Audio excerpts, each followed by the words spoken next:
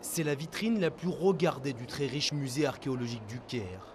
Avec ses 11 kilos d'or, ce masque mortuaire a rendu célèbre le pharaon qui le portait dans sa tombe, Toutankhamon. Jusqu'à sa découverte en 1922, il était mal connu des égyptologues. Ce n'est qu'avec la découverte de son riche tombeau qu'il est devenu l'un des pharaons les plus célèbres.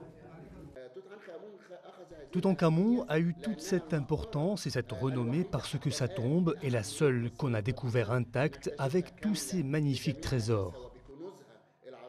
Les zones d'ombre sont longtemps restées nombreuses autour de ce personnage qui vécut au XIIIe siècle avant Jésus-Christ. Jusqu'à présent, on savait qu'il était monté très jeune sur le trône à l'âge de 9 ans et qu'il était mort seulement une dizaine d'années plus tard. Une mort précoce à l'origine de nombreuses spéculations. Aujourd'hui, la science vient de rendre son verdict. Toutankhamon n'a pas été assassiné. Nous avons pu découvrir que Toutankhamon avait une forme sévère de paludisme.